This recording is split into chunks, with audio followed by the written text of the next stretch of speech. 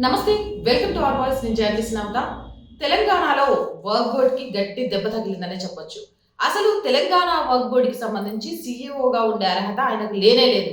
ఆయన ముందు సీఈఓ పదవి నుంచి తొలగించండి అంటూ హైకోర్టు గతంలో చెప్పినప్పటికీ కాంగ్రెస్ ప్రభుత్వం ఈ విషయంలో తాత్సారం వహిస్తూ ఇచ్చిన గడువు పూర్తయినా కానీ వర్క్ బోర్డ్ చైర్మన్ మీద ఎలాంటి యాక్షన్ తీసుకోలేదు. మరి వర్క్ బోర్డ్ అన్నా, వర్క్ బోర్డ్ చైర్మన్ అన్నా కాంగ్రెస్ ప్రభుత్వానికి అంత ఇష్టం ఏంటి అనేది అర్థం కాలేదు. కానీ ఇప్పుడు ఏకంగా వర్క్ బోర్డ్ చైర్మన్ విషయంలో హైకోర్టు తెలంగాణ సర్కార్ని ముట్టిగా వేయడమే కాదు, గట్టి ఆదేశాలు కూడా జారీ చేసిందట. అసలు ఎందుకు ఏంటి అనేది ఈ వీడియో ద్వారా పూర్తి అప్డేట్స్ అందిస్తాను. తెలంగాణ వర్క్ బోర్డ్ కి గట్టి షాక్ తగిలిందనే చెప్పాలి. నిత్యం ఎవరినో ఒకరిని తీవ్ర ఇబ్బందులకు గురి చేస్తున్న వర్క్ బోర్డు విషయంలో తెలంగాణ హైకోర్టు కీలక వ్యాఖ్యలు చేసింది. వర్క్ బోర్డు సీఈఓకి సరైన అర్హత లేదని, వెంటనే ఆ పదవి నుంచి ఆయన్ను తొలగించాలని కాంగ్రెస్ ప్రభుత్వాన్ని ఆదేశించింది. తెలంగాణ వర్క్ బోర్డు కి సీఈఓను నియమించాలని కాంగ్రెస్ ప్రభుత్వాన్ని తెలంగాణ హైకోర్టు సూచించింది.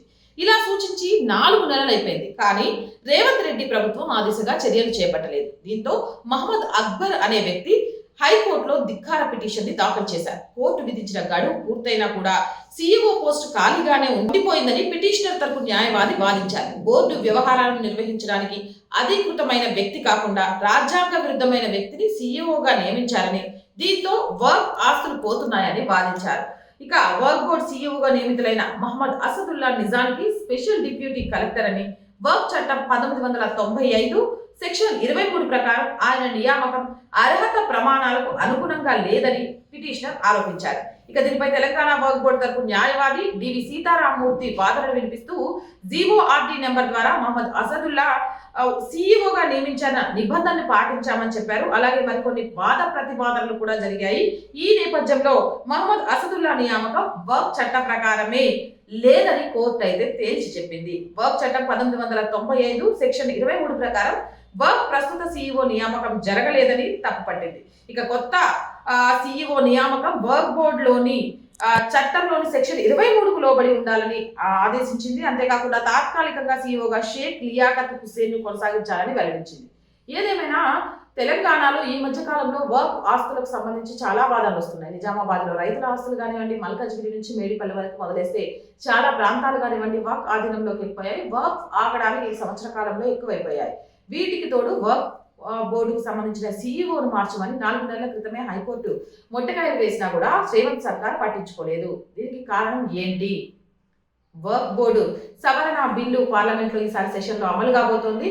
ఇక ఇప్పుడు తెలంగాణలోని వర్క్ బోర్డు కూడా చెక్ పెట్టేందుకు కోర్టు అయితే తీర్పిచ్చింది. అండ్ ప్రభుత్వాలు వర్క్ బోర్డుకి, అలాగే వర్క్ బోర్డుకి సంబంధించిన నాయకులకు ఎలా సహకరిస్తున్నాయి అనేది ఇక్కడ చాలా క్లియర్ గా అర్థమైంది. ఏదేమైనా కానీ వర్క్ కబంధ హస్తాల నుంచి ఈరోజు సామాన్యుల్ని కాపాడాల్సిన బాధ్యత ప్రభుత్వాల మీద ఉంది. అలాంటి ప్రభుత్వాలే వర్క్ బోర్డుకి వత్తాసు పలుకుతూ వాళ్ళతో చేతులు కలిపితే దేశం, రాష్ట్రం, అలాగే మనం ప్రమాదంలోకి నెట్టబడతాం. అవునంటారా, కాదంటారా? మరి రేవంత్ రెడ్డి సర్కారు ఎందుకు వర్క్ బోర్డ్ సీఈఓ విషయంలో చర్యలు తీసుకోలేదు? కామెంట్ సెక్షన్ లో తెలియజేయండి. మోర్ వీడియోస్ కోసం మన ఛానల్ని వెంటనే సబ్స్క్రైబ్ చేయండి. వీడియోస్ చూస్తున్న ప్రతి ఒక్కరినండి ఛానల్ సబ్స్క్రైబ్ చేశారా లేదా ఒకసారి చెక్ చేయండి. సబ్స్క్రైబ్ చేయకుంటే ప్లీజ్ సబ్స్క్రైబ్ అవర్ ఛానల్. అలాగే వీడియోస్ నచ్చితేనే లైక్ చేయండి, షేర్ చేయండి. కంటెంట్ బాగుంది, సహాయం చేయాలి అనుకుంటేనే ఆర్ వాయిస్కి సపోర్ట్గా నిలవండి. సపోర్ట్ చేయాలి అనుకునేవారు సబ్స్క్రిప్షన్ పక్కనే జాయిన్ అనే బటన్ ఉంది. 1 to 5 లెవెల్స్ ఉన్నాయి, ఏదో ఒక లెవెల్లో సపోర్ట్ చేయండి. అలాగే స్క్రీన్ మీద గూగుల్ పే, ఫోన్పేతో పాటు అకౌంట్ డీటెయిల్స్ కూడా ఉన్నాయి.